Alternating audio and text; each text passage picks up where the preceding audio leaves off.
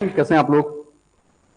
आज हमको साइंस और टेक पढ़ना है। विज्ञान एवं प्रौद्योगिकी हमें बात करनी है। विज्ञान एवं प्रौद्योगिकी पे हम लोग को बात करनी है। विज्ञान एवं प्रौद्योगिकी हम लोग बात करते हैं तो इसका सिलेबस अपने आप में थोड़ा सा कॉम्प्लिकेटेड रहता है। कॉम्प्लिकेटेड इन द सेंस मतलब कि क्या पढ़ना है और क्या नहीं पढ़ना है ना। थोड़ा सा कॉम्प्लिकेटेड रहता है। तो मैं आपसे बोलूंगा कि जितना मैं पढ़ाऊंगा आपको यहाँ पे, है ना, पहले तो इतना ही पढ़ना। उसके बाद जाकर के अगर आपको फर्दर पढ़ना होगा तो आप स्वतंत्र हैं उसके लिए, बट पहले इतना ही पढ़ना है ना। इससे ज्यादा पहले मत पढ़ना, बाद में अगर आप पढ़ना चाहो तो आप पढ़ सकते हैं। ठीक, चलिए। तो ये मैं विज्ञान एवं प्रौद्योगिकी की बात करता हूं, साइंस एंड टेक, विज्ञान एवं जब मैं प्रौद्योगिकी की बात करता हूं, साइंस एंड टेक की बात करता हूं, तो इसमें जो मूलभूत चीजें हैं, इसमें आपको क्या क्या पढ़ाने वाला हूं। ये आपका 10 मार्क्स का आपका ये लगभग पूछा जाएगा इसमें आपसे, 10 मार्क्स का। इसमें आपको क्या क्या पढ़ाने वाला हूं। सबसे पहले 3 तो इसमें आपके मेजर टॉपिक होते हैं, जिसमें आपका पहला रहता है विज्ञान एवं प्रौद्योगिकी के अंतर्गत। पहला रहता है आपका पे अंतरिक्ष विज्ञान। अंतरिक्ष विज्ञान सबसे पहला आपका इसमें रहता है, जिसे हम बोलते हैं स्पेस टेक्नोलॉजी। जिसे हम क्या बोलते हैं, स्पेस टेक्नोलॉजी। सबसे महत्वपूर्ण और सबसे लंबा आपका यही रहता है। दूसरा फिर आपका इसमें मैं आपको पढ़ाऊंगा, ठीक है, वो आपका रहेगा इसमें रक्षा प्रौद्योगिकी है। अंतरिक्ष विज्ञान यानी कि अंतरिक्ष प्रौद्योगिकी आप इसे कह सकते हैं। चलो मैंने ये लिख दिया है, रक्षा प्रौद्योगिकी यानी कि डिफेंस टेक्नोलॉजी। ये कौन सा है, यह है अंतरिक्ष प्रौद्योगिकी यानी कि स्पेस टेक्नोलॉजी। तीसरा इसमें जो आपका महत्वपूर्ण रहेगा वो आपका रहता है इसमें जैव प्रौद्योगिकी बोले तो, बायोटेक्नोलॉजी। कौन से यहाँ पे, बायोटेक्नोलॉजी। इसके अलावा 3 तो आपके मेजर सेक्शन होते हैं इसमें। चौथा आप इसमें एक पढ़ोगे नैनो टेक्नोलॉजी यानी कि नैनो प्रौद्योगिकी आप इसमें पढ़ोगे, नैनो प्रौद्योगिकी आप इसमें पढ़ोगे। इसके अलावा आपके सिलेबस में इसने एक सूचना प्रौद्योगिकी दे रखा है, सूचना इंफॉर्मेशन टेक्नोलॉजी, सूचना प्रौद्योगिकी आपके सिलेबस में दे रखा है, प्रौद्योगिकी। ठीक है, इसमें हम एक ये भी डिस्कस करेंगे। इसके अलावा हम लोग इसमें इलेक्ट्रॉनिक्स के क्षेत्र में, आपके सिलेबस में लिखा है इसने, इलेक्ट्रॉनिक के क्षेत्र में जो विकास हमने कर रखा है, बेसिकली यही सब विकास है, उसको भी हम थोड़ा सा मिसलेनियस के तौर पे, विविध के तौर पे हम उसे देखेंगे। यानी कि इलेक्ट्रॉनिक्स, ठीक है, इलेक्ट्रॉनिक्स के क्षेत्र में हमने जो डेवलपमेंट कर रखा है, हमने जो विकास कर रखा है, हम इसको भी थोड़ा समझने का प्रयत्न करेंगे। ठीक हो गया, ठीक है, हम इसको भी समझने का प्रयत्न करेंगे। अगर किसी को कोई दिक्कत हो रही है आवाज वगैरह में तो आप मुझे बता सकते हैं। किसी को आवाज में कोई समस्या तो नहीं हो रही है, आवाज वगैरह सब ठीक आ रही है? अगर आवाज वगैरह सब ठीक आ रही है एक बार मुझे आप बता दो तो बहुत अच्छा हो जाएगा। ठीक है, चलो कोई दिक्कत नहीं है, फिलहाल कोई दिक्कत नहीं है, फिलहाल कोई दिक्कत नहीं है। अगर फिलहाल कोई दिक्कत नहीं है तो हम आगे बढ़ते हैं। ठीक, चलिए, तो एक एक करके हम लोग बात करेंगे। तो सबसे पहले हम लोग किस बात करें, हम अंतरिक्ष प्रौद्योगिकी पे हम लोग सबसे पहले बात करने वाले हैं। किस पे, अंतरिक्ष प्रौद्योगिकी पे। तो इनको पहले मैं मिटा देता हूं। थोड़ा सा बोर्ड भी आज ही दिक्कत कर रहा है, मॉइस्चर की वजह से बोर्ड भी थोड़ी दिक्कत कर रहा है। ठीक है, अंतरिक्ष, देखिए अंतरिक्ष प्रौद्योगिकी जब मैं बात करता हूं तो आपको यहाँ पे कुछ बातें ध्यान रखनी है। अंतरिक्ष प्रौद्योगिकी की जो कहानी शुरू होती है, इसकी कहानी जो शुरू होती है, ये कहानी मेरे हिसाब से 1939 से ये कहानी शुरू होती है। 1939 से कहानी शुरू होती है। 1939 में सर क्या हुआ था, सेकेंड वर्ल्ड वॉर स्टार्ट हुआ, द्वितीय विश्व युद्ध स्टार्ट हुआ 1939 में, जो 1945 तक चला था। 1939 से पहले यानी कि सेकेंड वर्ल्ड वॉर से पहले विश्व में कुछ महाशक्तियां हुआ करती थी। जिन महाशक्तियों में एक आपका ब्रिटेन हुआ करता था, दूसरा आपका इसमें फ्रांस हुआ करता था, इसमें आपका रूस हुआ करता था, इसमें आपका जापान हुआ करता था, इसमें आपका जर्मनी हुआ करता था। ये कुछ महाशक्तियां हुआ करती थी। मतलब पूरे विश्व पे जिनका आधिपत्य था, ये कुछ महान शक्तियां हुआ करती थी। लेकिन सेकेंड वर्ल्ड वॉर में ये महाशक्तियां हैं, इनसे एक कमजोर शक्ति हुआ करती है, जिसे हम केवल शक्ति कहेंगे तो ज्यादा अच्छा शब्द रहेगा। केवल एक शक्ति हुआ करती है, एक शक्ति के रूप में था आपका यूएसए। महाशक्ति के रूप में ये थे, लेकिन शक्ति के रूप में कौन था? एक यूएसए था। बेसिक समझा रहा हूं, कुछ बेसिक बात है, देखिए समझ आप। सेकेंड वर्ल्ड वॉर में यूएसए ने क्या किया? परमाणु हथियारों का प्रयोग किया। हम जानते हैं जापान के ऊपर हिरोशिमा और नागासाकी नामक दो जगह पे परमाणु हथियारों से हमला किया गया, जिससे क्या हुआ? एक अलग ही धारणा बनी पूरे विश्व में। यानी कि सेकेंड वर्ल्ड वॉर की बात, जो पहले महाशक्तियां हुआ करती थी, ये अब शक्ति बन के रह गई। जबकि जो पहले शक्ति हुआ करता था, अब ये परमाणु हथियारों के बल पे अब ये महाशक्ति में कन्वर्ट हो गया। क्या पॉसिबिलिटी है? ये महाशक्ति में कन्वर्ट हो गया। अब भारत कहां है? 1939 में भारत देश गुलाम है और ब्रिटेन के पीछे पीछे चल रहा है। भारत यहां कहीं पे है, ठीक है। सेकेंड वर्ल्ड वॉर में भारत भी महाशक्ति का हिस्सा, लेकिन किसका हिस्सा है? ये ब्रिटेन के पीछे हिस्सा है। हम तो भैया गुलाम हैं इस टाइम पे। हम क्या इस टाइम पे हम इसमें गुलाम हैं? क्या आपको मेरी बात समझ में आ रही है? अब एक बात समझा पे, सेकेंड वर्ल्ड वॉर के बाद भारत के दिमाग की बत्ती चली। जब भारत बाद में आजाद हुआ तो भारत को एक बात समझ में आई कि ये जो महाशक्तियां थी, इन महाशक्तियों को शक्ति बना दिया किसने? यूएसए ने। तो हम तो कहीं एग्जिस्ट ही नहीं करते हैं, हम तो कहीं एग्जिस्ट ही नहीं कर रहे हैं। हुआ क्या? थोड़ा आगे चल के 1947 में हमारा देश जो था ये आजाद हो गया। हमारा देश आजाद हो गया। जब हमारा देश आजाद हो गया, तब हमको समझ में आया कि भाई जो शक्ति है ये तो हमको कभी भी, ये जो महाशक्ति है तो हमको कभी भी निस्तनाबूद कर सकता है, और ये भी देश है। इसलिए हमको क्या करना चाहिए? इस दिशा में हमें थोड़ा काम करना चाहिए, ठीक है। 1947 के बाद सबसे पहला जो सन आया 1954, ठीक है। 1954 देश आजाद हो गया, पहली पंचवर्षीय योजना भी लागू हो गई, उसमें कुछ बजट रखा गया। 1954 में अंतरिक्ष के क्षेत्र में, स्पेस के क्षेत्र में एक महत्वपूर्ण काम किया गया, ठीक है। एक डिपार्टमेंट बनाया गया जिसे हम बोलते हैं परमाणु ऊर्जा विभाग, जिसे हम बोलते हैं क्या? परमाणु ऊर्जा विभाग कहते हैं। अब जरा मेरी एक बात समझो, ये परमाणु ऊर्जा विभाग किसके लिए काम कर रहा है? अंतरिक्ष प्रौद्योगिकी के लिए काम कर रहा है, ये अंतरिक्ष विज्ञान के लिए काम कर रहा है। तो एक बात यहां पे सर ये आ जाती है, आखिर ये अंतरिक्ष हम किसे कहेंगे? क्या होगा ये अंतरिक्ष? ध्यान रखना, पृथ्वी की सतह से लगभग 100 किलोमीटर की ऊंचाई पर, कितनी ऊंचाई पर? 100 किलोमीटर की ऊंचाई पर एक काल्पनिक रेखा है जिसको कामरान, ठीक है, जिसे कामरान कहा जाता है। इस 100 किलोमीटर से ऊपर का जो एरिया है, इसी को बेसिकली अंतरिक्ष कहते हैं। इसी को क्या बोलते हैं? अंतरिक्ष। आपसे को बोलेगा अंतरिक्ष क्या है, तो आप नॉर्मली आप ये कह सकते हो 100 किलोमीटर की जो कामरान की जो लाइन है, काल्पनिक रेखा, इससे ऊपर का जो भाग है वो अंतरिक्ष कहलाता है।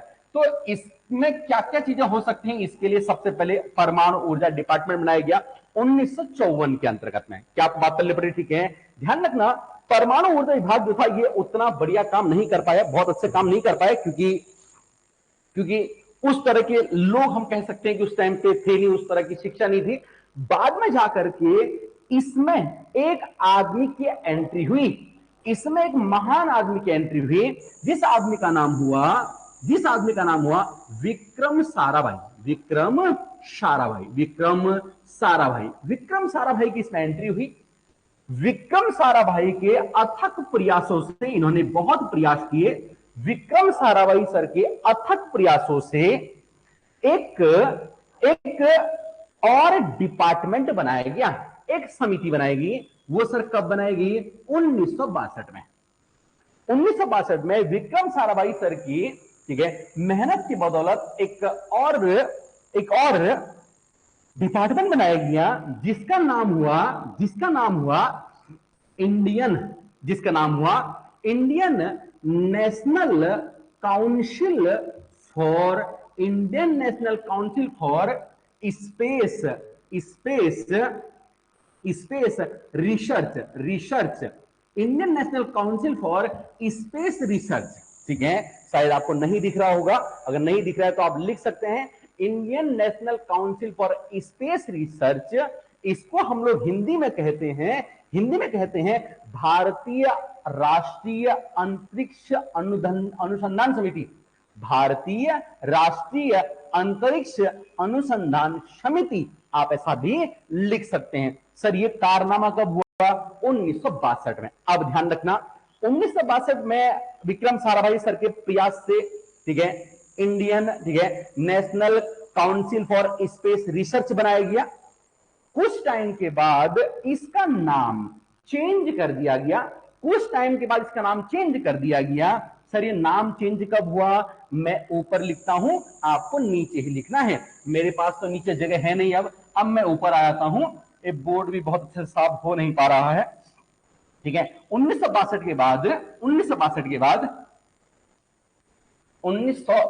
के बाद, ठीक है, डेट आई कब की? 1969। डेट आई 15 अगस्त 1969 को। इसका नाम चेंज करके इसरो रख दिया गया। इसका नाम चेंज करके रख दिया गया इसरो, बोले तो Indian space research organisation. Indian space research organisation इसका नाम रख दिया गया। अब मेरी बात सुन लो, इंडियन स्पेस रिसर्च ऑर्गेनाइजेशन तो बना दिया गया, ये तो बना दिया गया, कोई दिक्कत वाली बात नहीं है। अब हुआ क्या? बात यह है कि इसरो काम कैसे करेगा? इंडियन स्पेस रिसर्च और रिसर्च करनी है, अंतरिक्ष के क्षेत्र में रिसर्च करनी है, तो रिसर्च कैसे करेगा? कोई भी अनुसंधान करने के लिए क्या चाहिए? पैसा, मनी चाहिए होता है। तो इसके लिए 1972 में एक और विभाग बनाया गया जिसे कहा गया अंतरिक्ष विभाग, जिसे अंतरिक्ष विभाग बोला गया। सर ये विभाग क्या काम करेगा? इस विभाग का सर क्या काम रहेगा? अंतरिक्ष विज्ञान के लिए, ठीक है, अंतरिक्ष विज्ञान के लिए, अंतरिक्ष आप लिख सकते हैं अंतरिक्ष विज्ञान के लिए या इसके रिसर्च के लिए वित्त यानी कि पैसा उपलब्ध कराना, ठीक है, ये काम रहेगा किसका? अंतरिक्ष विभाग का। आपको एक बात पता होनी चाहिए, वो ये, ठीक है, जो इसरो है अभी वर्तमान में इसका जो हेडक्वार्टर है वो बेंगलुरु में है। इसका हेडक्वार्टर है, ठीक है, बेंगलुरु में है। और इसके जो अध्यक्ष इस समय हैं, इनका नाम है यहाँ पे एस सोमनाथ इसके अध्यक्ष हैं। एक बात आप ये भी ध्यान रखना, ठीक है। तो 1969 में इसरो की स्थापना हुई, 1972 में अंतरिक्ष विभाग बना दिया गया, ठीक है। अब ध्यान रखना, अंतरिक्ष विभाग जब 1972 बन गया, क्या करेगा? पैसा उपलब्ध कराएगा। तो पैसे भी उपलब्ध इसने करा दिए। क्या पैसे इसको काहे के लिए उपलब्ध करा रखे? पिकनिक मनाने के लिए? क्या नहीं भाई, कुछ काम करेगा। इसरो ने काम करके दिया। एक बहुत महत्वपूर्ण डेट निकल कर आई, वो डेट थी आपकी, वो डेट हुई 19 अप्रैल 1975, ठीक है। 19 अप्रैल 1975 में क्या कर दिया गया? भारत ने अपना पहला प्रायोगिक आधार पे, ध्यान रखना शब्द पे गौर करना, प्रायोगिक बोले तो प्रयोग के आधार पे, प्रायोगिक आधार पे अपना पहला उपग्रह जो था वो लॉन्च कर दिया।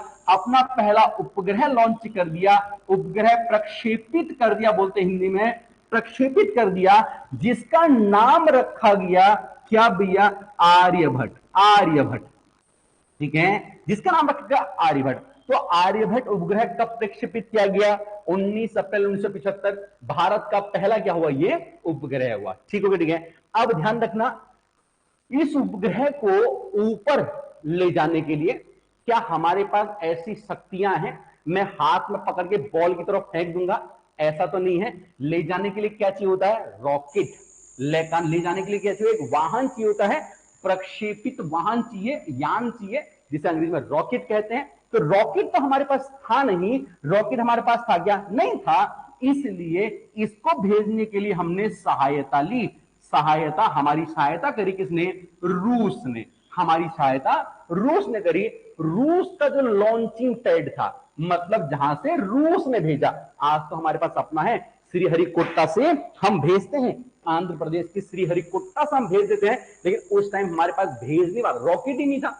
रॉकेट बताया कि मैंने आपको अभी तक, रॉकेट ही नहीं था। जब रॉकेट नहीं था तो भैया कहां से भेज देंगे हम इसको? ठीक है, तो इसलिए रूस का अपना जो लॉन्चिंग पैड था उसका नाम था काकुस्तीन।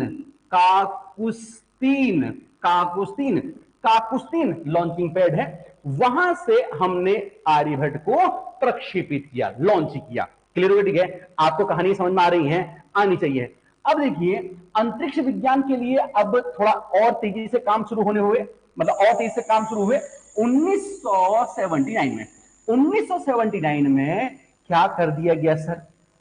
1979 में भारत का पहला, ये भी प्रौद्योगिकी हुआ, ठीक है, भारत का पहला कैसे सर? ठीक है, ये भी आपका प्रायोगिक भारत का पहला प्रायोगिक रिमोट सेंसिंग उपग्रह। कौन सा सर? रिमोट सेंसिंग उपग्रह। ठीक है, रिमोट सेंसिंग उपग्रह हिंदी में बोलते हैं सुदूर संवेदी उपग्रह लॉन्च कर दिया गया। ठीक है, सुदूर संवेदी उपग्रह क्या कर दिया गया? लॉन्च कर दिया गया। अब एक बात ये आती है, सर ये सुदूर संवेदी उपग्रह क्या होता है? हालांकि देखिए, अभी मैं केवल आपको टाइमलाइन बता रहा हूं, इसकी अंतरिक्ष प्रौद्योगिकी में हमने किस तरह से हम लोग चले हैं, आज हम कहां पे हैं, मतलब इसका बैकग्राउंड मैं आपको समझा रहा हूं। ठीक है, मैं अभी आपको ये सब तो पढ़ा नहीं रहा, लेकिन फिर भी आपको मोटा मोटा आपको बताता हूं। देखिए, 1979 में हमने क्या किया? प्रायोगिक आधार पर हमने रिमोट सेंसिंग, सुदूर संवेदी एक सैटेलाइट हमने क्या कर दिया? अंतरिक्ष में भेज दिया। ध्यान रखना, अंतरिक्ष में जो हम सैटेलाइट भेजते हैं, वो सैटेलाइट दूरी के आधार पे, कौन कितना दूर है, इस आधार पे दो प्रकार के होते हैं। इस आधार पे कितने प्रकार के होते हैं? दो प्रकार के होते हैं। ध्यान रखना, एक्चुअली बात यह देखिए, यहां पे ये हमारी पृथ्वी है। अब पृथ्वी पे सैटेलाइटों का काम क्या होता है? निगरानी रखना, नजर रखना, ऊपर से नजर बनाए रहती है। ठीक है, अब एक बात समझ आप देखिए, कुछ सैटेलाइट ऐसे होते हैं जिनका काम होता है पृथ्वी की फोटो खींचना। कुछ का काम क्या होता है? पृथ्वी की फोटो खींचना, फोटो खींच के हमको भेजना। उससे हम क्या पता करेंगे सर? कि कहां पे नदी है, कहां पे जंगल है, कहां पे कृषि योग्य भूमि है, कहां पे खनिज की संभावना है, ये सब हमको भेजता है एक तरह का सैटेलाइट। अब एक बात समझ, अगर फोटो खींचनी है, किसी भी चीज की अगर फोटो खींचनी है, तो फोटो साफ कैसे आएगी? पास से आएगी कि दूर से आएगी? फोटो साफ कैसे आएगी? पास से आएगी, दूर से आएगी? जाहिर सी बात है, पास से फोटो साफ आएगी। तो इस तरह के जो सैटेलाइट होते हैं ना, उनको पास में रखा जाता है ताकि ये साफ फोटो खींच पाए। ठीक है, हालांकि क्योंकि ये नजदीक होते हैं इसलिए ज्यादा दूरी कवर नहीं कर पाती है, इतनी दूरी की ही फोटो खींच पाते हैं, लेकिन इतनी दूरी पे हमको ये साफ साफ बता देते हैं कि यहां पे क्या संभावनाएं हैं। क्लियर हो गया? ठीक है, तो जो पृथ्वी से कम दूरी पे होते हैं ना, इन्हीं को बोलते हैं रिमोट सेंसिंग उपग्रह। इन्हें क्या बोलते हैं? रिमोट सेंसिंग उपग्रह इन्हें कहा जाता है। ठीक है, सुदूर संवेदी उपग्रह ने कहा जाता है। अब देखिए, लेकिन ये कितना एरिया कवर कर रहे हैं? इतना एरिया।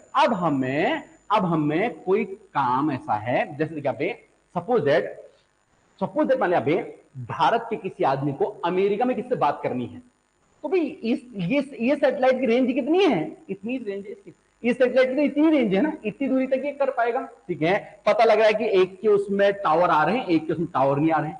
हम गांव में बोलते हैं ना टावर, तो टावर थोड़ी ना आता है, टावर तो वहीं पे रहता है, सिग्नल आते हैं, हम ऐसे ही बोलते हैं। तो मेरे कहने का मतलब ये है, अगर ये रिमोट सेंसिंग वाला जो सैटेलाइट है, ये तो इतना ही कवर कर रहा है, मतलब अगर यहां पे एक आदमी खड़ा है तो उसके उसमें टावर आ रहा होगा, मतलब सिग्नल आ रहा होगा। लेकिन अगर कोई आदमी यहां पे है तो उसके उसमें टावर थोड़ी ना आ रहा होगा, सिग्नल थोड़ी ना आ रहा होगा। क्या आपको मेरी बात समझ आ रही है? अब मेरी बात सुन ले यहां पे, तो इसका मतलब अगर ये आदमी इसको फोन करेगा, ये आदमी इसको फोन करेगा, तो कॉल लगेगी क्या? बिल्कुल नहीं लग पाएगी। इसका मतलब अगर मुझे यहां से यहां तक का कवर करना है तो मुझे एक ऐसा उपग्रह चाहिए जो यहां से यहां तक का कवर कर दे। अब मेरी बात सुनिए, यहां पे अगर यहां से यहां तक का कवर करना होगा तो मुझे क्या चाहिए? एक ऐसा सैटेलाइट जो दूरी पे जाके रखूं मैं जिसको, ठीक है ना, जिसको मैं कहां रखूं? यहां पे जाकर के ऊपर रख दिया मैंने अगर सैटेलाइट को, अब ये देखो ये यहां से लेकर के यहां तक की दूरी है पूरी कवर कर देगा, ठीक है, ठीक है। लेकिन ये फोटो नहीं खींचेगा, ये फोटो नहीं खींचेगा, तो ये अलग तरह का सैटेलाइट होता है। ये कैसा होता है? अलग तरह का होता है। इसे बोलते हैं दूर संचार उपग्रह। क्या बोलते हैं इसको पे? दूर संचार उपग्रह इसे कहते हैं। अंग्रेजी बोलते हैं इसको टेली सैटेलाइट, टेलीकॉम सैटेलाइट। क्या बोलते हैं इसको? टेलीकॉम सैटेलाइट, ठीक है। एक बात समझिए, अगर पूरे भारत में फिल्म दिखानी हो, कुछ कुछ होता है, तो आप मुझे बताओ वो इस सैटेलाइट से दिखाएंगे कि इससे दिखाएंगे? इससे दिखाएंगे तो इतने लोग देख पाएंगे ना, तो हम किससे दिखाएंगे? इससे। इसका मतलब टेलीविजन के लिए उपग्रह कहां होते हैं? दूर होते हैं। रेडियो पे कोई चीज आ रही है, उपग्रह कहां होते हैं? दूर होते हैं। क्या आपको मेरी बात समझ में आ रही है कि नहीं आ रही है? मेरे हिसाब से आपको बात समझ में आ जानी चाहिए। तो ये जो उपग्रह है कैसा है ये भाई? जब हम प्रायोगिक आधार पे कर रहे हैं तो एकदम से दूर थोड़ी ना भेज देंगे, पहले पास में भेजेंगे। तो 1969 में प्रायोगिक आधार पे रिमोट सेंसिंग यानी कि सुदूर संवेदी जो उपग्रह है उसको हमने क्या किया? लॉन्च किया। क्या आपको मेरी बात समझ में आ रही है? बहुत अच्छी बात, ठीक है। अब देखिए यहां पे, हालांकि देखो उपग्रह केवल यही दो प्रकार के नहीं होते हैं, उपग्रह केवल यही दो प्रकार के नहीं होते, उपग्रह और भी अनेक प्रकार के होते हैं। ये केवल दूरी के आधार पे है। जो यहां पे आया मैंने इसलिए आपको एक कॉन्सेप्ट मैंने आपको बता दिया, क्लियर हो गया, ठीक है। इसके अलावा देखिए अगर मैं आपको बता दूं यहीं पे ही, उपग्रह उपग्रह किस तरह से काम करते हैं, उनकी फंक्शनिंग क्या होती है, इसके आधार पे भी उपग्रह दो प्रकार के होते हैं, ठीक है। देखिए एक होते हैं आपके एक्टिव उपग्रह, एक्टिव होते हैं। एक होते हैं आपके पैसिव उपग्रह। एक्टिव उपग्रह सर कौन से होते हैं? जो उपग्रह खुद काम कर रहे होते हैं, ये खुद काम करते हैं, लेकिन ये जो उपग्रह खुद काम नहीं करते हैं, लठ मारनी पड़ती है जब ये काम करते हैं। जरा समझाता हूं, देखिए 1 मिनट में ये भी समझाता हूं ताकि आपका कॉन्सेप्ट जो है वो क्लियर हो जाए, ठीक है। ये खुद काम नहीं करते हैं, होता क्या दिखा पे, एक बात समझिए, यह है पृथ्वी। आप मुझे ये बताओ कोई भी चीज हमें क्यों दिखाई देती है? कोई भी चीज हमें क्यों दिखाई देती है? क्योंकि प्रकाश की किरण उस पर पड़ती है, प्रकाश की किरण उस पर पड़ती है, वो किरण हमारी आंखों पर पड़ती है। अभी हम किरण ही बोल देते हैं, अभी हम किरण ही इसके लिए यूज कर लेते हैं, ठीक है। प्रकाश की किरण कहां पड़ती है? उस ऑब्जेक्ट पे पड़ती है। वो कहां पड़ती है? हमारी आंखों पर पड़ती है, उससे हमें वो चीज दिखाई देती है। अब मुझे एक बात हमें, ये जो सैटेलाइट है, ये जो सैटेलाइट है, ठीक हो गया, ठीक है, ये जो सैटेलाइट है भाई इसको कैसे दिखेगा? अगर फोटो खींचनी है तो इसे कैसे दिखेगा? या फिर अगर इसको सूर्यवंशम दिखानी है या फिर कोई और मूवी दिखानी है, कुछ कुछ दिखानी, कैसे दिखेगा इसको? ध्यान रखना, इस आधार पे भी सैटेलाइट क्या होते हैं? दो प्रकार के होते हैं। एक सैटेलाइट ऐसे होते हैं, ये आपका सूरज है, जब सूरज की किरण पृथ्वी पे पड़ेगी, ठीक है, वो किरण टकरा के इसकी आंख में पड़ेगी, इसके पास भी आंखें बनाई गई हैं, ऐसा मान लेना, ठीक है, इंजीनियरिंग मान लेना। तो इसकी जो किरणें इसकी आंख पे टकराएंगी तब ये आदमी फोटो खींच पाएगा, ठीक है, ठीक है। तो ये आदमी खुद से काम कर रहा है क्या? खुद से काम कर रहा है क्या? नहीं, ये तो इसकी किरणों पे डिपेंड है। इस तरह के सैटेलाइट को बोलते हैं पैसिव सैटेलाइट, जो खुद काम नहीं करते हैं। लेकिन कुछ सैटेलाइट ऐसे होते हैं जिनको सूर्य की इन किरणों की आवश्यकता नहीं पड़ती है, सूर्य की इन किरणों की आवश्यकता नहीं पड़ती है, ये अपनी किरणें डालते हैं, मतलब उजाला करते हैं, टॉर्च भी है इनके पास, अपनी किरणें डालते हैं और फोटो खींच लेते हैं। इस तरह के सैटेलाइट को बोलते हैं एक्टिव सैटेलाइट, ठीक है, ठीक है। क्या आपको बात समझ आ रही है? मेरे हिसाब से आपको ये बात समझ में आ जानी चाहिए। अब आपको जरा मुझे ये बता दो, आवाज ठीक आ रही है? आवाज ठीक आ रही है? आवाज में किसी को दिक्कत परेशानी समस्या तो नहीं है? किसी को दिक्कत परेशानी समस्या तो नहीं है? नहीं है, चलिए भैया, नहीं है, बहुत अच्छी बात है। अगर कहीं कंफ्यूजन हो तब आप वो भी आप मुझसे पूछ सकते हैं। अब जरा एक बात समझिए यहां पे, तो ये कहानी कब की? 1979 के बाद अगला हमने जो एक प्रॉपर काम किया, वो हमने क्या काम किया? 1980 में। सर 1980 में हमने क्या किया? ध्यान रखना 1980 में हमने, हाँ एक चीज और यहां पर छूट गई है, वो ये 1979 में पहला रिमोट सेंसिंग सुदूर संवेदी हमने उपग्रह हमने क्या कर सेंड कर दिया। इसका नाम था भास्कर, भास्कर प्रथम। इसका नाम क्या था? भास्कर प्रथम। भास्कर प्रथम को हमने जिस मिशन के तहत भेजा, इस मिशन को कहा गया मिशन रोहिणी। इसको मिशन रोहिणी कहा गया, आप ये भी ध्यान रखना, ठीक है। इसके अगले साल 1980 में हमने अपना देखिए, हमने पहले आर्यभट्ट भेजा, फिर हमने भास्कर भेजा, पहले आर्यभट्ट भेजा फिर भास्कर भेजा रूस के सहयोग से। अब बार बार हम अगर उपग्रह भेजने पड़ रहे हैं तो हमें रूस की मदद लेनी पड़ रही है, रूस की मदद लेनी पड़ रही है। भाई दोस्त भी है, ऐसा मतलब ये थोड़ी नहीं कि बार बार उसकी हेल्प लेते रहेंगे, शर्म भी आती है, बेकार भी लगता है, किसी की रोज बाइक मांगेंगे तो अच्छा थोड़ी लगता है। तो इसलिए इसरो वालों को लगा कि हमारे पास एक ऐसी चीज होनी चाहिए जिससे कि हम अंतरिक्ष में इनको भेज दें। मतलब हमारा अपने पास क्या होना चाहिए? रॉकेट होना चाहिए, ठीक है। तो महत्वपूर्ण काम 1980 में किया गया, प्रायोगिक आधार पर ही किया गया। हमने अपना पहला रॉकेट लॉन्च कर दिया, प्रथम प्रायोगिक उपग्रह वाहन, प्रथम प्रायोगिक उपग्रह वाहन हमने लॉन्च कर दिया, ठीक है, जिसका नाम हुआ SLV-3। तीसरा नंबर पे सफल हो पाया, पहला दूसरा नहीं हो पाया होगा, ठीक है, इसलिए नाम रखा गया SLV-3। बोले तो satellite launch vehicle, satellite launch vehicle कौन सा नंबर का? 3 नंबर का, ठीक है। तीसरे नंबर का सफल हुआ तो हमारे पास अब रॉकेट आ गया है ऊपर जाने के लिए। ध्यान रखना, इस दौड़ में, रॉकेट बनाने की दौड़ में हम लोग 1980 में 6 नंबर पे थे। हमसे पहले 5 देश जो थे वो रॉकेट बना चुके थे। क्या आपको कहानी समझ में आ गई है? 1980 तक की कहानी सबको समझ में आ गई है। अब 1980 तक के बाद हम थोड़ा सा आगे बढ़ जाते हैं। ये तो साफ नहीं हो पा रहा है बढ़िया से, सुनील कोई कपड़ा है क्या? साफ कपड़ा है क्या? सुन कोई, सुनील कोई कपड़ा है क्या? उधर ड्रॉर में देख तो, ड्रॉर में वो गीला है, ये गीला है ना, गीला है, गीले से ही तो साफ किया, तभी तो ये गड़बड़ होगी। ठीक है, चले, मैंने कहां तक बात कर ली यहाँ पे? 1980 तक हमने बात कर ली। 1980 के बाद हम पहुंचे इसके 2 साल बाद 1982 में, 1982 में, ठीक है। 1982 में हमने क्या किया? भारत का आपको लिखना है, भारत का पहला व्यावसायिक दूरसंचार उपग्रह था। ये व्यावसायिक मतलब कमर्शियल, जो हम अब जिससे अब हम पैसे भी कमा पाएंगे, कुछ इस तरह का, ठीक है। व्यावसायिक, भारत का पहला। इससे अगर मैं देखता हूं साफ हो पाता है तो, इससे भी नहीं हो पा रहा है, ये थोड़ा सा मॉइस्चर की वजह से इसमें स्याही चिपक गई है, मॉइस्चर की वजह से इसमें स्याही चिपक गई है। चलो कोई नहीं, थोड़ा एडजस्ट करो थोड़ा सा, ठीक है, हो गया है। तो भारत ने क्या किया? 1982 में भारत ने अपना पहला, ठीक है, व्यावसायिक दूरसंचार उपग्रह, व्यावसायिक दूरसंचार उपग्रह इसने क्या कर दिया? अपना लॉन्च कर दिया। व्यावसायिक दूरसंचार उपग्रह क्या कर दिया? इसने लॉन्च कर दिया। मैंने आपको एक बात ये समझा दी है, ठीक है। व्यावसायिक दूरसंचार उपग्रह क्या कर दिया? इसने लॉन्च कर दिया, ठीक है। इसका नाम 1982 में, इसका जो नाम हुआ, इसका नाम हुआ इनसेट फर्स्ट ए। इसका नाम क्या हो? INSAT first A. इनसेट बोले तो क्या? Indian national satellite, Indian national satellite.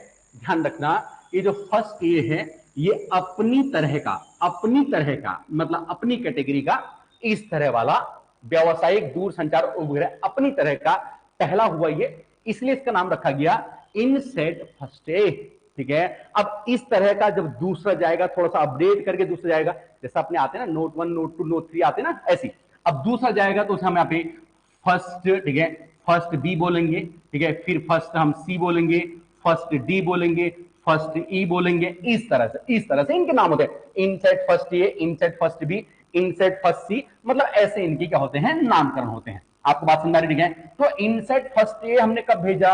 1982 में हमने इनसेट फर्स्ट ए भेजा, याद ध्यान रखना, ठीक है। ये जो इनसेट फर्स्ट ए था, ये हमारा सफल नहीं हुआ, ये हमारा असफल रहा ये, ठीक है, ये असफल रहा, लेकिन अपनी दिशा में पहला प्रयास किया गया था, तो थोड़ा सा इंपॉर्टेंट हो जाता है।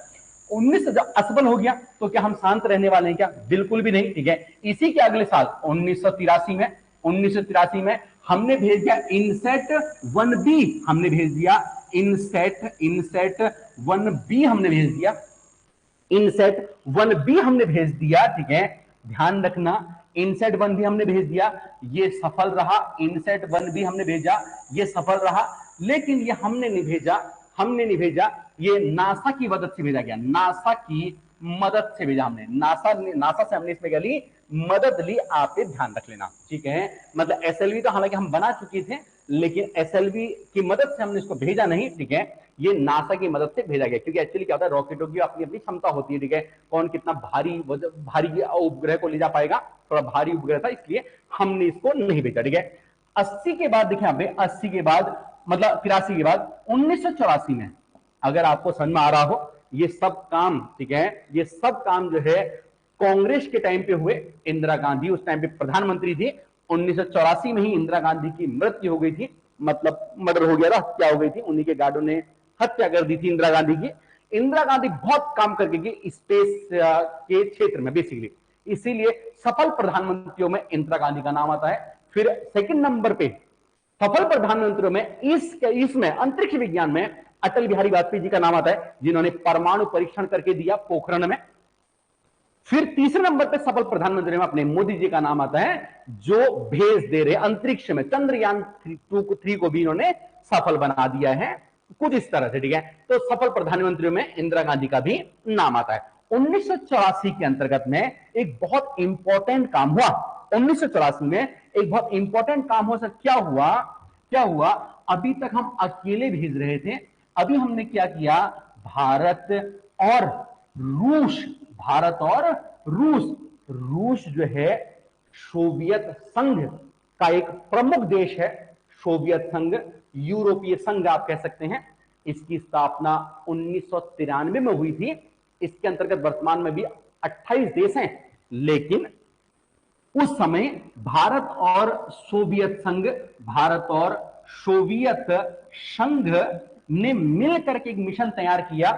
इस मिशन की एक प्रमुख खासियत ये हुई, अभी तक तो केवल उपग्रह भेज रहे थे, इन्होंने कहा भैया हम उपग्रह के साथ में हम एक मानव भी भेजेंगे। तो कैसा हो गया, मानव युक्त मिशन तैयार किया गया। किसका था, भारत और रूस का संयुक्त मानव युक्त मिशन। इंपॉर्टेंट हो जाता है ये, संयुक्त मानव युक्त मिशन एक तैयार किया गया, संयुक्त मानव युक्त मिशन एक तैयार किया गया। ध्यान रखना, संयुक्त मानव युक्त मिशन किसका है, रूस का और भारत का है। इसका मतलब अंतरिक्ष में कौन कौन जाएगा, एक जाएगा भारत, एक जाएगा रूस। मानव जाने हैं, मानव तो भारत की तरफ से, भारत की धरती से, भारत की स्पेस सेंटर से जो अंतरिक्ष में जो लोग जाते हैं उन्हें एस्ट्रोनॉट कहते हैं। उन्हें क्या बोलते हैं, एस्ट्रोनॉट कहते हैं। रूस की धरती से जो अंतरिक्ष में जाते हैं उनको कॉस्मोनॉट कहा जाता है। उन्हें क्या बोलते हैं, कॉस्मोनॉट, ठीक है। रूस से जो जाएगा उसे क्या बोलेंगे, कॉस्मोनॉट। भारत से जाएगा उसे बोलेंगे एस्ट्रोनॉट। तो रूस के तो अपने लिए इंपॉर्टेंट है नहीं, ठीक है। ध्यान रखना, इसमें भारत की तरफ से एक आदमी गया, उनका नाम हुआ सर राकेश शर्मा। राकेश शर्मा अपने पहले एस्ट्रोनॉट हुए भारत के। राकेश शर्मा सर अपने पहले एस्ट्रोनॉट हुए भारत के, जो 1984 में अंतरिक्ष में पहुंचे। याद रखना, राकेश शर्मा अंतरिक्ष में 8 दिन ये वहां पे रहे, 8 दिन ये वहां पे रहे, ये आप ध्यान रख लेना। ये महत्वपूर्ण इसलिए भी है, रूस के बीच में 3 लोग गए थे, लेकिन अपने लिए महत्वपूर्ण नहीं है, कॉस्मोनॉट है, ठीक है, महत्वपूर्ण नहीं है। याद रखना, ये इसलिए भी महत्वपूर्ण है, इससे पहले मानव युक्त मिशन हमने 1984 में भेजा था रूस के सहयोग से। अभी ऐसा ही एक मिशन हमारा तैयार हो रहा है, उसका नाम है गगनयान, ठीक है, ठीक है। अभी तो मैं आपको केवल टाइम एंड बैकग्राउंड बता रहा हूं, सब पढ़ाऊंगा ये सब चीजें, गगनयान क्या है, चंद्रयान क्या है, ठीक है, हम आदित्य L1, ये इन सब का क्या मैकेनिज्म है उस पर मैं चर्चा करूंगा, चिंता करने की कोई बात नहीं आपको, ठीक है। तो गगनयान ये भी क्या है, एक भारत का, केवल भारत का एक मानव युक्त मिशन है। भारत का क्या है, मानव युक्त मिशन है। इसके द्वारा हम आदमियों को हम भेजेंगे कहां पे, ठीक है, अंतरिक्ष में। इसलिए भी ये डेट जो है अपने आप में इंपॉर्टेंट हो जाती है, ध्यान रख लेना। अब 84 के बाद 84 के बाद हम लोग थोड़ा आगे पहुंचते हैं। इस क्रम में थोड़ा सा स्पीड हमें बढ़ानी पड़ेगी। इस क्रम में हम थोड़ा आगे पहुंचते हैं तो एक डेट निकल के आती है 1900। ठीक है, अब यहां पे 84 के बाद हम सीधे 10 साल आगे बढ़ते हैं 1994 में। कब आगे बढ़ते हैं यहाँ पे? 1994 में। 1984 के बाद हम थोड़ा सा आगे बढ़ जाते हैं 1994 के अंदर क्या हुआ आपको दिख रहा है? ये दिख रहा है, ज्यादा परेशानी तो नहीं हो रही है। एक्चुअली ये साफ नहीं हो पा रहा है, ये साफ नहीं हो रहा है, मॉइस्चर की वजह से साफ नहीं हो पा रहा है। ये स्याही चिपक गई है, इसमें स्याही चिपक गई है ना। ये थोड़ा पानी से साफ कर दिया लग रहा है मुझे, ये इस वजह से भी ऐसा हो जाता है। ठीक है, चलिए कोई बात नहीं है। क्या आपको समझ में आ रहा है ये? क्या आपको ये समझ में आ रहा है? आपको समझ में आ रहा है? ठीक है, किसी को दिक्कत हो रही है तो वो भेज सकता है, कमेंट सेक्शन में बता सकता है। मेरे ख्याल से नहीं हो रही है, कोई दिक्कत नहीं होता। सही, ठीक है। 1984 के बाद हम सीधे 10 साल आगे बढ़े 1994। 1994 अब एक इंपॉर्टेंट सन हमारे लिए फिर से निकल करके आ गया। ठीक है, हमारे पास अभी तक क्या था? केवल एसएलवी था, केवल एसएलवी था, एसएलवी 3 था हमारे पास, सैटेलाइट लॉन्च व्हीकल था, लेकिन ये ज्यादा दूर तक ले जा नहीं पा रहा था हमारे उपग्रह को। इसलिए 1994 में, इसलिए कब यहां पे 1994 के अंतर्गत हमने क्या किया? इसका अपडेट वर्जन कर दिया। मतलब इसको हमने थोड़ा और दूरी तक भेजने के लिए हमने एक नया हमने रॉकेट बना दिया। उसका नाम रखा हमने PSLV, polar satellite launch vehicle. ठीक है, जो ध्रुवीय दूरी तक हमारे उपग्रह को ले जा सकता है। ठीक है, पोलर सैटेलाइट लॉन्च व्हीकल का हमने सफल परीक्षण कर दिया, सफल परीक्षण कर दिया। पोलर सैटेलाइट लॉन्च व्हीकल के कुछ ही समय के बाद ये भी पोलर तक ही जा पा रहा है, ध्रुव तक ही जा पा रहा है। उससे भी दूर जाने के लिए हमने 2001 में हमने जीएसएलवी बना दिया, जीएसएलवी हमने बना दिया। ठीक है, जीएसएलवी हमने बना दिया, जियो सिंक्रोनस सैटेलाइट लॉन्च व्हीकल। जियो सिंक्रोनस बोले तो भू समतुल्य, भू समतुल्य, भू समतुल्य, इसमें हम लोग आगे बातें करेंगे ये सब चीजें क्या होती हैं। फिलहाल भू समतुल्य का मतलब होता है ये एक ऐसा सैटेलाइट जो भू समतुल्य, मतलब जितनी स्पीड से भूमि घूम रही है 24 घंटे में एक चक्कर लगाती है अपने अक्ष पे, उतनी स्पीड से ये भी घूम जाता है। इसीलिए तो हमको सब सीधा ही दिखता है। वास्तव में देखो, मैं भी घूम रहा हूं, आप भी घूम रहे हो, सभी हम घूम रहे हैं, लेकिन हमको पता नहीं चल रहा। क्यों? क्योंकि जितना पृथ्वी घूम रही, जितना मैं घूम रहा हूं, तो आप भी घूम रहे हो। ठीक है, तो उस तरह से जीएसएलवी का सफल परीक्षण कब कर दिया गया? 2001 के अंदर। ये भी क्या है? एक लॉन्च व्हीकल ही है, ये भी एक लॉन्च व्हीकल ही है, मतलब एक रॉकेट है। ठीक है, अब देखिए समझिए, आप थोड़ा बात करते हैं। जब हमारे पास जीएसएलवी आ गया तो हमने अब कदम और ज्यादा बढ़ाने शुरू किए। एक सन आया 2008। 2008 में हमने एक बहुत बड़ा कदम उठाया जब हमने चंद्रयान प्रथम का हमने सफलतापूर्वक प्रक्षेपण कर दिया। चंद्रयान प्रथम का हमने प्रक्षेपण कर दिया। कब? हमने 2008 के अंदर। 2008 के बाद हम लोग थोड़ा आगे बढ़े 2013। 2013 में हमने क्या किया?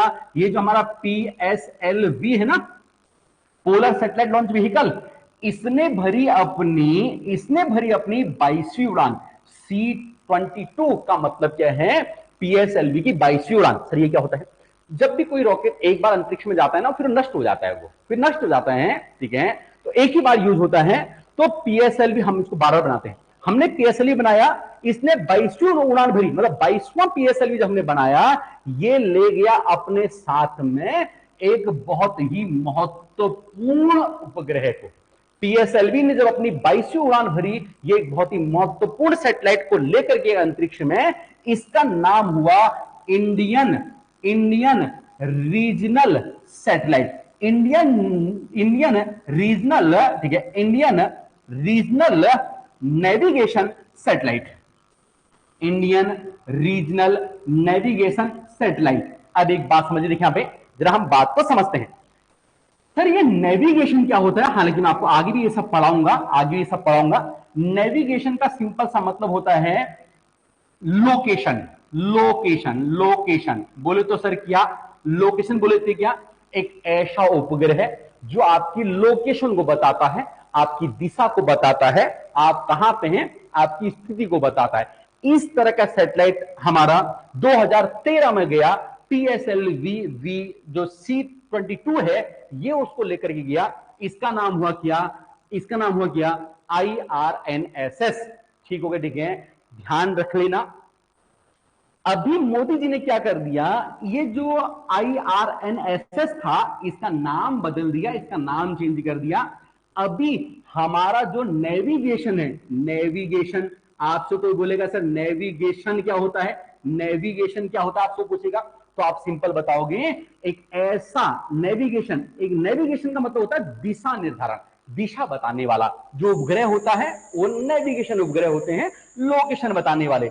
अब भी देखिए लोकेशन बताने के लिए जो पहले ये उपग्रह था इसका नाम मोदी ने चेंज कर दिया, कहा भैया हम इसको बोलेंगे हम नाविक, क्या बोलेंगे इसको, हम नाविक कहेंगे, ऐसा बोल दिया।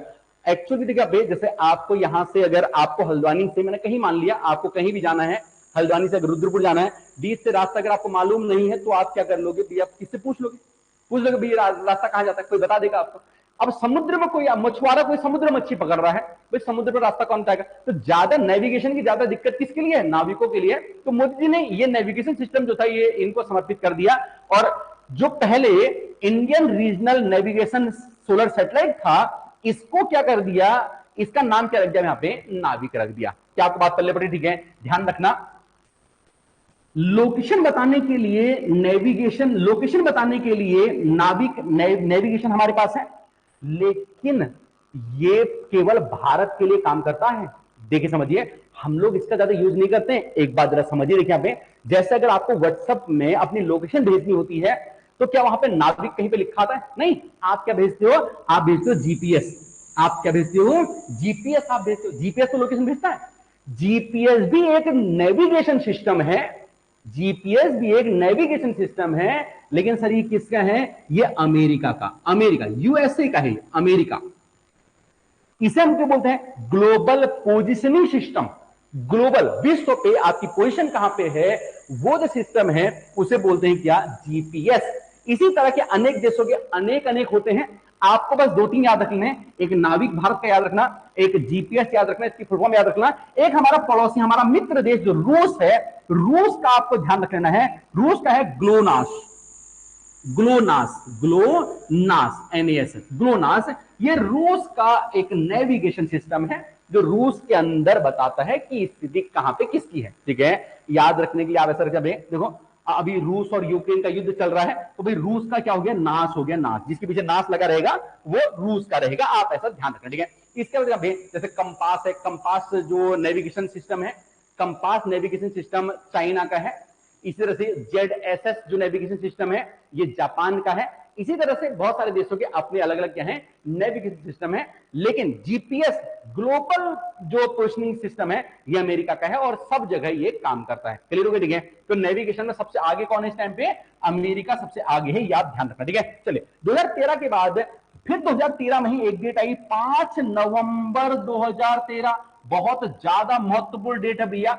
हमारी जो पीएसएलवी है, ये हमारा जो पीएसएलवी है, पीएसएलवी, हमारे पीएसएलवी ने भरी अपनी 25वीं उड़ान, अपनी 25वीं उड़ान भरी, ठीक होगा, ठीक है। अब आप कहोगे सर 23वीं 24वीं कहां है, गई होगी कहीं, हमारे लिए महत्वपूर्ण नहीं है, जो हमारे लिए महत्वपूर्ण वही ना देखेंगे हम, ठीक है।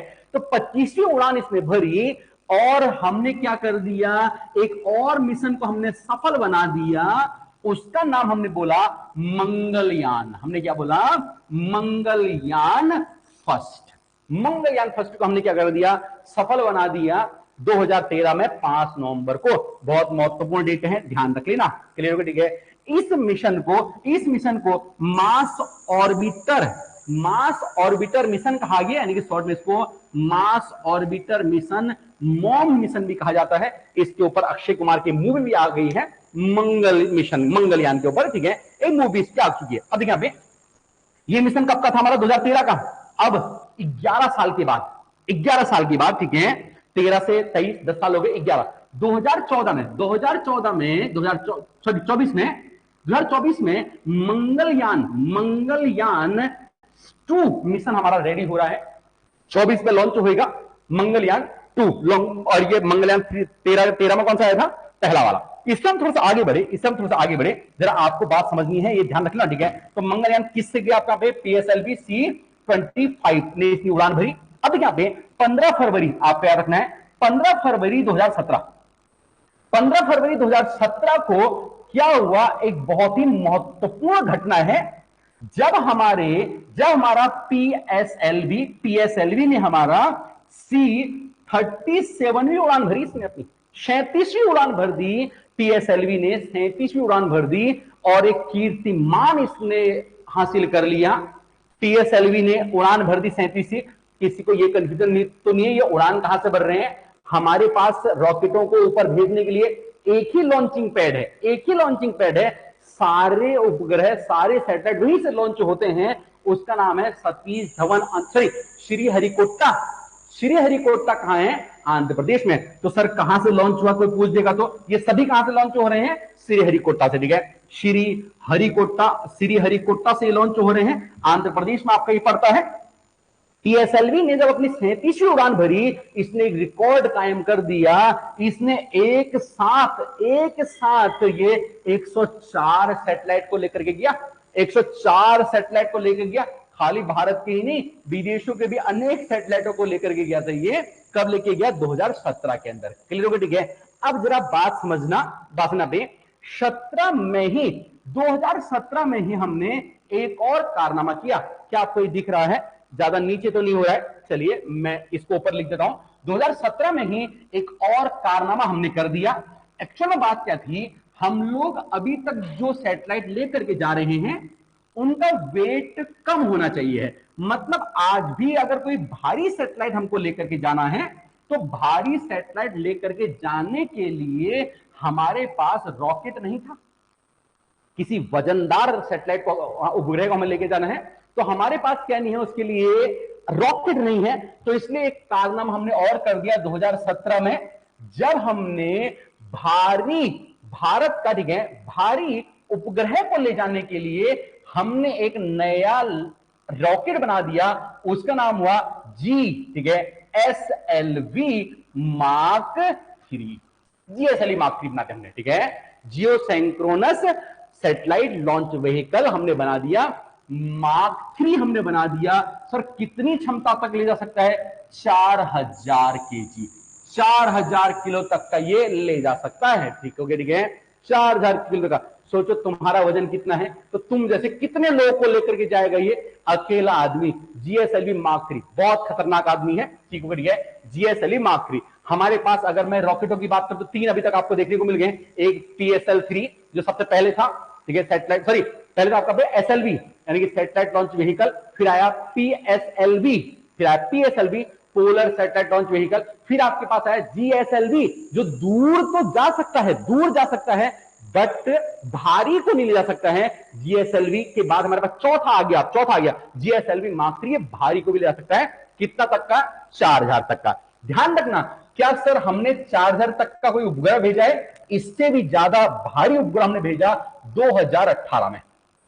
2018 में हमने भारत का सबसे भारी उपग्रह भेज दिया। सबसे भारी उपग्रह हमने भेज दिया जिसका वजन था कितना? 5854 केजी। बहुत अच्छी बात, 5854 केजी हमने इतना बड़ा उपग्रह भेज दिया, इतना भारी उपग्रह भेज दिया।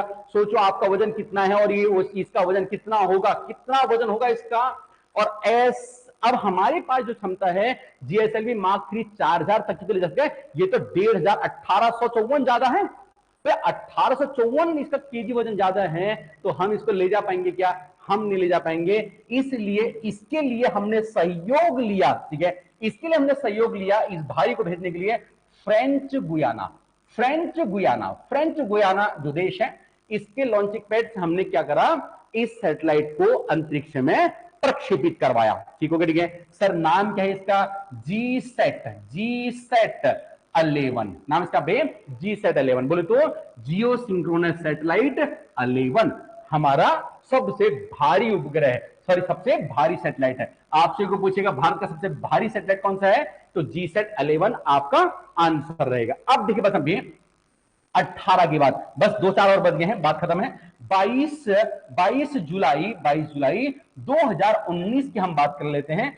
22 जुलाई 2019 में एक और क्रांतिकारी इतिहास हमने रच दिया, जब हमारा पीएसएलवी, सॉरी पीएसएलवी तो नहीं जाएगा, अब तो जीएसएलवी बनी है ना, जीएसएलवी, जीएसएलवी मार्क 3 ने हमारी उड़ान भर दी, जीएसएलवी मार्क 3 ने उड़ान भर दी और हमारा लॉन्च हो गया चंद्रयान 2। ठीक है, लॉन्च हमारा क्या हो गया, चंद्रयान 2 हमारा लॉन्च हो गया। हम जानते हैं सॉफ्ट लैंडिंग नहीं कर पाया, इस वजह से ये असफल हुआ, सॉफ्ट लैंडिंग नहीं कर पाया, असफल हो गया। ठीक है, ठीक है। अब हम जानते हैं एक बात और समझ लेना, ये लॉन्च नहीं हो पाया, असफल रहा। इसके साथ में आपको ध्यान रख लेना है 2020 में एक और भेजा गया सैटेलाइट, इसका नाम था अर्थ ऑब्जर्वेशन सैटेलाइट, इसका नाम था अर्थ ऑब्जर्वेशन सैटेलाइट 01, क्योंकि अपनी कैटेगरी का अपने तरह का ये पहला था अर्थ ऑब्जर्वेशन सैटेलाइट, पृथ्वी का अध्ययन करने के लिए भेजा गया, अपनी तरह का पहला था। कब भेजा गया सर, 2020 में। आप ध्यान रखना, ठीक है। इसके अलावा 14 फरवरी, आपको याद है 14 फरवरी 2022 को हमने इस अर्थ ऑब्जर्वेशन सैटेलाइट का हमने अपडेट वर्जन भेजा, ये था आपका EOS 04। ठीक है, नोट 4 आ गया, आप समझ लो EOS 04 हमने भेज दिया। इसको भेजने के लिए हमने यूज किया किसका, PSLV का। एक बात समझो सर, हमने GSLV का यूज क्यों नहीं किया, जो भारी होते ना, बड़े होते ना, इसमें ईंधन भी ज्यादा लगता है। एक बात समझो, अगर आपको यहां से मंगल पड़ाव जाना है, मतलब 3 किलोमीटर आपको जाना है, कहीं से भी आप जा रहे हो 3 किलोमीटर जाना है, तो भाई क्या उसके लिए आप बस खरीदोगे क्या, या ट्रेन खरीदोगे क्या, या अपनी कार से जाओगे क्या? पहले आप पॉसिबल होगा तो आप कोशिश करोगे भाई स्कूटी से निकल जाओ या बाइक से निकल जाओ, क्या के लिए, तेल कम लगेगा ना। कोई बोलेगा मैं बहुत अमीर हूं, मैं तो खर्च कर सकता हूं, लेकिन ट्रैफिक भी एक चीज होती है, समस्याएं तो है कि नहीं है। तो इसलिए इसको भेजने के लिए हमारे पास हमें जीएसएलवी की आवश्यकता हमें है नहीं, तो इसके लिए हमारे पीएसएलवी ने उड़ान भरी, पीएसएलवी ने हमारी उड़ान भरी। ये उड़ान थी 52वें नंबर की, 52। पीएसएलवी C-52, पीएसएलवी ने अपनी 52वीं उड़ान भरी और EOS 04 को क्या कर दिया, लॉन्च कर दिया। आपको समझ में आ रहा है कि नहीं आ रहा है? अब देखिए 2022 के बाद हम लोग कहां पहुंच गए, 2023 में। हम लोग कहां पहुंच गए, 2023 में पहुंच गए हैं। अब देखिए जरा बात समझिए, अब जरा सा हमको ध्यान से समझना पड़ेगा, यहां से आगे की चीजों को एक दो बातें हम चर्चा पे, देखो ये तो सिर्फ टाइमलाइन है, इन सब पे बात करेंगे। एक साइड आपको यहाँ पे 2023 लिख लेना है, एक साइड आपको यहाँ पे 2024 लिख लेना है। देखिए यहाँ पे 2023 की अगर मैं बात करता हूं तो प्रमुख मिशनों में एक तो आपका चंद्रयान आपका थर्ड लॉन्च हो गया 2013 में, 2023 में चंद्रयान थर्ड लॉन्च हो गया। इसके अलावा आपको पता होगा आदित्य L1 भी लॉन्च हो गया है। आदित्य बोले तो सूर्य की सतह जो है उसका परीक्षण करने के लिए, चंद्रयान बोले तो चंद्रमा की सतह का परीक्षण करने के लिए भेजा गया है। इसी के साथ में 2023 में गगनयान, अभी आपको बताया था मैंने, मानव निर्मित, मानव, ठीक है, युक्त ये एक मिशन है, 2023 में ये भी संपन्न होना है। इन सब पे मैं बात करूंगा, अभी तो केवल आपको टाइमलाइन समझा रहा हूं, बैकग्राउंड इतिहास समझा रहा हूं। गगनयान आपका जाना है। इसके अलावा एक और मिशन जो पेंडिंग है 2023 के लिए, वो है निशार, बोले तो नासा और इसरो का, ठीक है, नासा और इसरो का एक संयुक्त मिशन है जो 2023 में सफल होना है। 2024 में आपके 2 मिशन आपके खड़े हैं जो मजबूती से खड़े हैं, इनको सफल बनाना है। एक आपका है मंगलयान, अभी मैंने आपको बताया था मंगलयान 2 आपका होना है, जो हम मंगल की धरती पे हम दोबारा पहुंचेंगे, एक बार हम पहले ही पहुंच चुके हैं, और एक हम पहली बार पहुंचेंगे शुक्र की धरती पे, और ये मिशन आपका रहेगा शुक्रयान प्रथम। ये मिशन आपका रहेगा शुक्रयान प्रथम, ठीक है। तो ये रहा आपका अंतरिक्ष प्रौद्योगिकी के अंतर्गत इतिहास की हमने चर्चा करी है, बेसिक बातों पे चर्चा करिए, क्या क्या बैकग्राउंड रहा है, ठीक है। अगली क्लासों में इससे जुड़ी जो अन्य बातें हैं वो हम करेंगे। ध्यान रखना, इसका मतलब ये नहीं पहला टॉपिक खत्म हो गया है, पहला टॉपिक खत्म करने के लिए कम से कम मुझे 3 लेक्चर लेंगे। अंतरिक्ष जो प्रौद्योगिकी है, यानी ये जो आपका पहला टॉपिक है, उसको पढ़ाने में मुझे आपके 3 से 4 लेक्चर आपके कम से कम मुझे लेंगे। आप थोड़ा सब्र बना के रखना, लेकिन इससे ज्यादा बाहर आपको जाने की आवश्यकता नहीं होगी। आपके क्वेश्चन जो है यहीं से आपको देखने को मिल जाएंगे, ऐसी मैं उम्मीद करता हूं, ठीक है। दावा तो नहीं कर पाऊंगा, उम्मीद करता हूं लेकिन आप भरोसा कर सकते हैं। ठीक है, अगर आपको वीडियो पसंद आई तो वीडियो को लाइक जरूर करना, चैनल पर नए आए हैं सब्सक्राइब कर लेना। 3 महीने तक ये सिलसिला इसी तरह से चलने वाला है। ठीक है, डेली के डेली आपको जो वीडियोज हैं आपको मिल रही हैं, आपको अपनी अलग से एक कॉपी बना करके जो इंपॉर्टेंट टॉपिक वाले हैं, इंपॉर्टेंट टॉपिक की आपको सीरीज चली रही है, तो उसमें आपको अलग से कॉपी बना करके सारी चीजों को आपको नोट करते हुए चल जाना। ठीक है भाई, कल आपकी एनवायरमेंट की आपकी जो ग्लोबल वार्मिंग और ग्रीन हाउस इफेक्ट है उसकी वीडियो आपकी आ गई थी, आई बटन पे जाकर के आप उसको भी आप देख सकते हैं। ठीक है, ठीक है, चलिए बने रहिए। थैंक यू, शुक्रिया, धन्यवाद, ऑल द बेस्ट।